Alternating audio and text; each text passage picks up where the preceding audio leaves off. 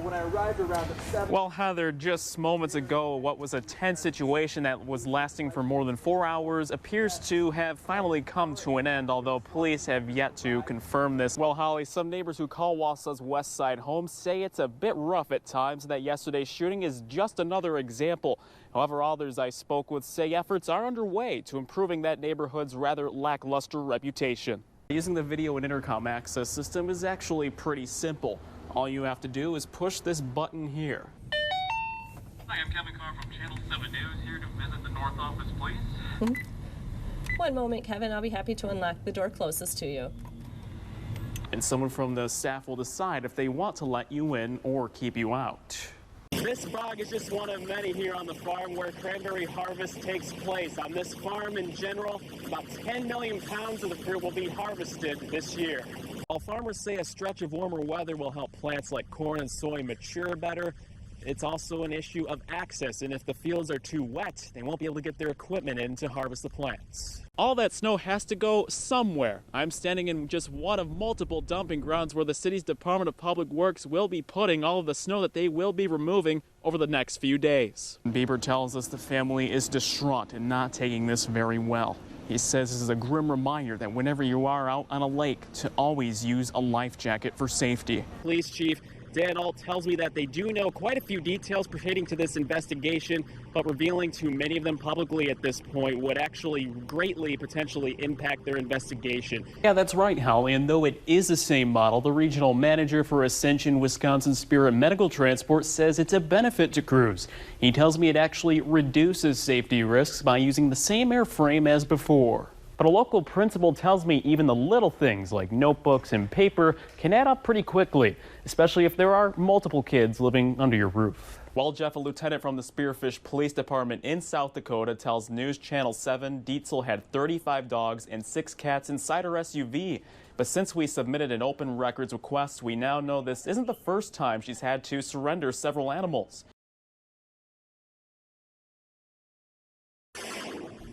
Here's a story you'll only see on News Channel 7. After spending 10 years in prison, Thomas Kirschbaum changed his life, going from convict to entrepreneur. Kirschbaum now owns his own tattoo shop in downtown Marshfield and is quick to admit that a lot of his success comes thanks to his grandmother.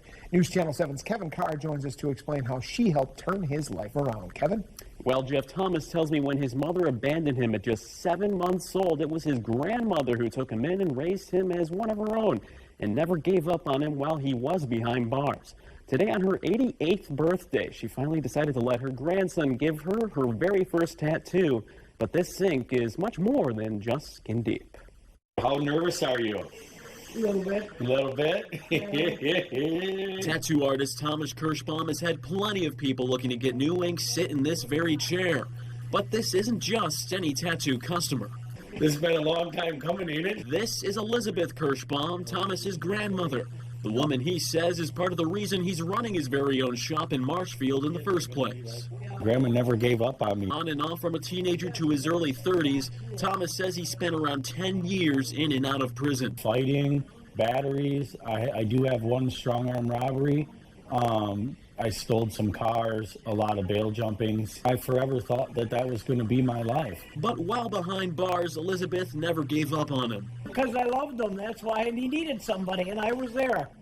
My kids were growing up at the time, so I kind of adopted another one. Thomas says his last year in prison was in 2012, the same year he opened shop here in Marshfield. 5 years later, Elizabeth, not normally one to be drawn to ink herself, is letting Thomas give her her very first tattoo of a butterfly.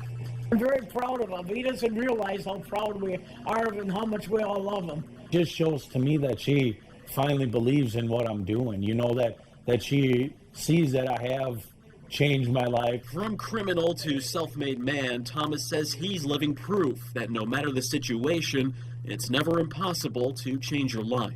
Any day you can decide, I don't want to live like this anymore, whatever it may be. It could be drug addiction, it could be criminal activity, it could be anything. You can just decide to stop that day. Reporting in Wood County, Kevin Carr for News Channel 7. New at 9, at 89 years old, World War II veteran Eugene Arndt has had a lot of great memories, but the 32nd mission of the Never Forgotten Honor Flight might be one of the best yet. Out of the 100 veterans on the most recent flight to our nation's capital, Eugene was the only World War II veteran on the trip. News at 9's Kevin Carr shares his experience in D.C. Wisconsin World War II veteran Eugene Arndt is among 99 other veterans on the 32nd Never Forgotten Honor Flight, enjoying the day spent in Washington, D.C. I think it's awesome. Awesome. Flight was nice. Food wasn't bad. Pop was good, right? The 99 others in this group served during the Vietnam era, meaning Eugene is the lone vet who served in the era of the Second World War. I landed in Italy, and we were in the police action, you know, disregarding that. Eugene is with his son Francis Arndt for an experience of a lifetime.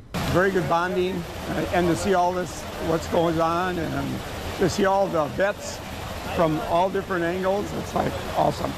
Enjoying several memorials is enjoyable for these two, but even the breaks in between can be a bit fun. Our people watch them, especially the females. But there's little time to waste when it comes time to view the World War II memorial. It's Eugene's very first time setting foot here. It's just amazing when you come and look at it, see all the literature on the walls, you know. Amazing. Cheese, money. A structure dedicated to the service Eugene and so many others gave for their country. He has more of a common sense about what really took place, you know, and that nobody forgets. Being able to enjoy this memorial and being the only World War II vet on this mission is something Eugene doesn't take lightly. It's really, I think, a pleasure, an honor to me, right? That I can still walk, they tell me.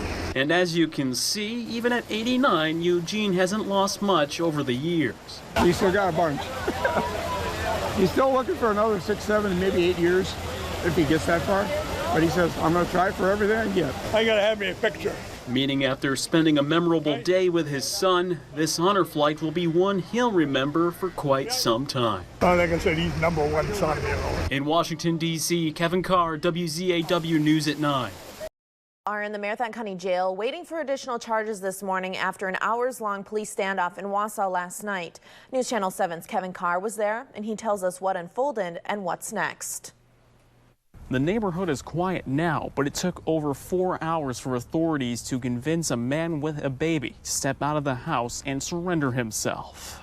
Captain Matt Barnes says Wausau police had been looking for 2 individuals to check on the welfare of a child and take them into custody for felony arrest warrants. It just so happened tonight in the 100 block of South 7th Street that these individuals were reported to be involved in a domestic disturbance. Told me that they were going to do a warrant for downstairs, and he asked me if I wanted to leave, so I had no problem to leave.